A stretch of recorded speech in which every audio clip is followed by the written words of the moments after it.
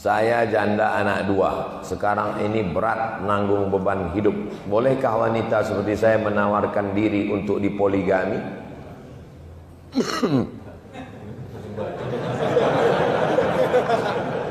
Kumat batuk saya.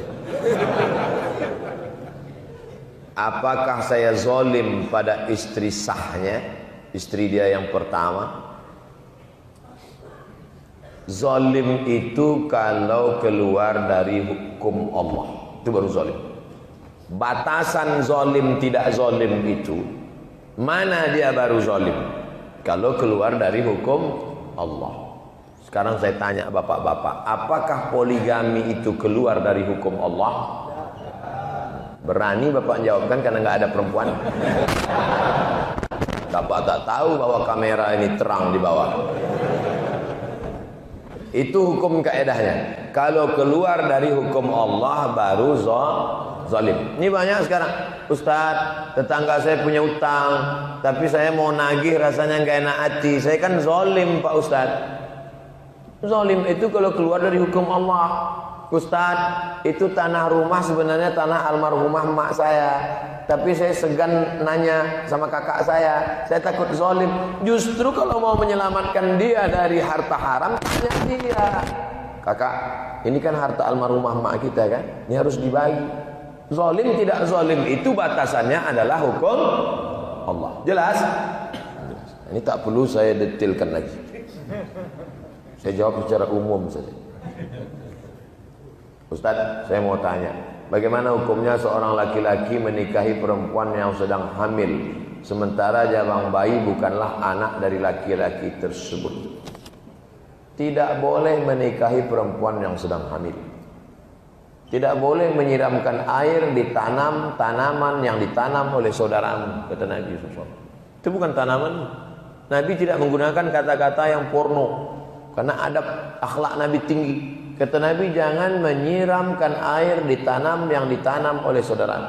Tapi itu makna kiasan. Itu tanaman dia. Bapak jangan nikahkan anak bapak yang hamil dengan laki-laki karena untuk menutup malu aib. Dibuatkan pestanya, ditipu orang banyak. Nanti lahir anak pasti melanggar 4. Yang pertama, bin. Pasti dipakai oleh bin nama dia. Padahal bukan anak dia, bohong. Dari mulai ijazah TK, SD, SMP, SMA, S1, S2, S3 sampai batu nisannya bohong. Bin. 2. Mati si bapak, tidak dapat warisan. Mati si anak, tak dapat warisan karena tak ada hubungan nasab. 3. Lahir anak pertama laki-laki. Setelah itu lahir adiknya perempuan. Anak pertama yang laki-laki ini tidak bisa jadi wali bagi adik-adiknya karena mereka tidak ada hubungan nasab. Tapi kan tidak mungkin menceritakan ini ke adik-adiknya, aib. Maka sebenarnya ini hanya menimbulkan masalah-masalah baru. 4. Lahir anak, kebetulan perempuan anak itu. Lahir anak perempuan. Ini tidak bisa jadi wali nikahnya. Walinya mesti wali hakim. Sedangkan dia sendiri pun yang menghamili, bukan laki-laki lain. Dia yang menghamili perempuan itu. Hamil perempuan itu 3 bulan. Dinikahi. Tidak boleh dia mewalikan anak itu nanti. Hai laki-laki yang pernah menghamili perempuan, lalu kemudian istrimu itu hamil, kau nikahi dia 3 bulan, 4 bulan, 5 bulan, atau 9 bulan, 9 hari. Akad hari ini, lahir besok. Maka lahir dia itu bukan anak. Tapi ini anak saya Pak Ustaz. Tes DNA-nya dia positif. DNA tak laki. Tes darah tak laki. Ini anak saya, bukan anak. Apa salah saya? Kau mencoblos sebelum hari H. Haram. Setelah 40 hari melahirkan, mengulang ijab kepada seorang penghulu dan kuah, seorang ustadz sebagai wali perempuan.